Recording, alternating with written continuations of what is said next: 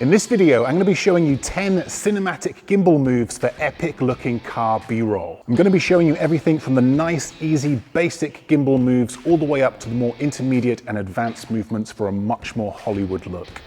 It's coming up.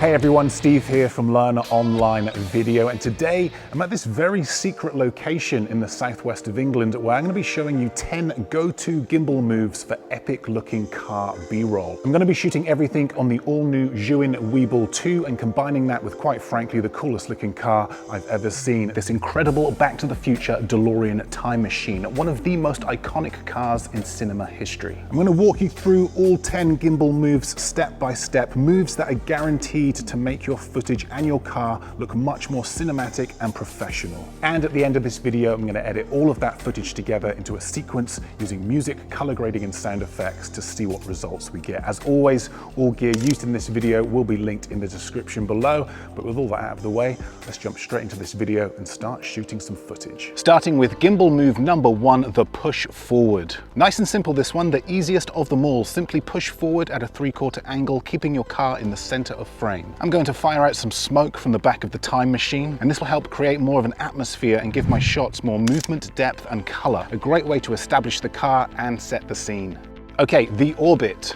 This time we're going to place our car in the center of frame and orbit around it, keeping an equal distance from it at all times. Enabling the grids on your camera will really help with the framing of this shot. Try to keep your car in the middle of frame the best you can. Keep this movement consistent, walking heel toe, heel toe. This movement creates an effect that gives the illusion the car is spinning on a turntable. Nice and easy to achieve and can be done on any car. Now, don't worry if you don't have a DeLorean time machine or a camera setup like this, because I have another video dedicated to showing you how to capture shots just like this using a smartphone and a crappy old car. I will link that video below.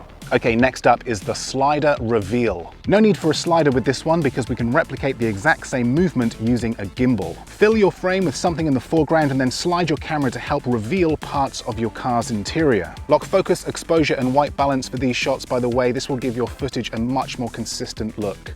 Number 4, the dashboard reveal.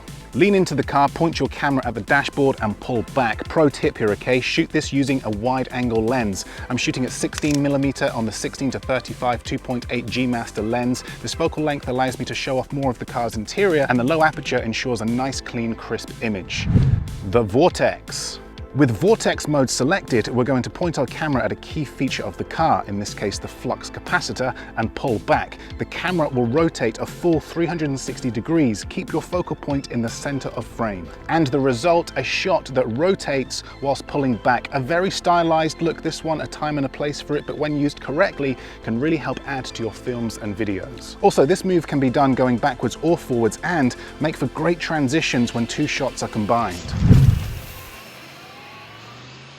The Jib Shot. For this, we're going to replicate a crane movement. Start with your camera nice and low to the ground and lift up as far as you can stretch. This creates a jib-like movement with the camera rising up to reveal parts of the car. Nice and simple this one, and adds serious production value to your footage. Okay, a slightly more advanced version of the jib tilt. Again, with our camera nice and low to the ground, we're going to lift up, only this time we're going to tilt our camera down, keeping our car in the center of frame at all times. This creates a movement that smoothly rises up to show both the front and the top of the car all in one shot. Number 7, the push forward tilt down.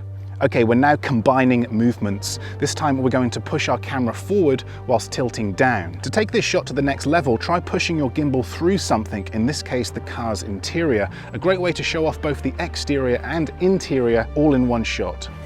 Number 8, the push forward jib. Another combination of movements, this one. This time we're going to push our camera forwards. You can shoot this from just about any angle, and we're then going to lift our camera up as we get closer to the car. This creates a nice swooping effect as the camera lifts up and over the car. Okay, now let's step things up a notch. How can we improve on this? How can we add more production value? Well, we could turn our gimbal into a crane. Number 9, the crane shot. This time we're going to attach our gimbal to a monopod. This will allow us to lift our camera higher and stretch it further. Very useful when shooting cars. A monopod will allow you to easily position your camera into places that would be much harder without. Experiment with this setup. I find it works best for long swooping shots, and I like to get my camera nice and close to the car to help emphasize the movement. Okay, number 10, the in and out. Again, we're going to use a monopod for this, only this time we're going to stretch into the car, fully extended as far as it will go, and then pull our camera back. Keep pulling back until we reveal the car. This shot is great because it really takes the audience on a journey. We start on a shot of the outside of the car and then pull back to reveal the car's interior. The camera then continues to pull back and reveals the car. Okay, so that was how to shoot all 10 gimbal moves, but what would all this footage look like if we edited it into a sequence using music, color grading, and sound effects? Let's take a look.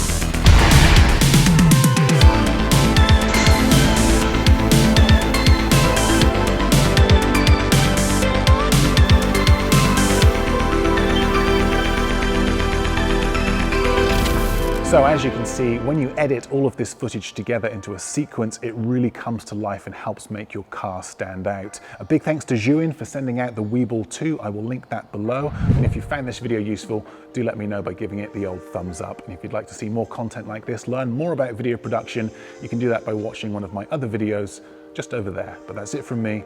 Thanks for watching, and I will see you in the next video.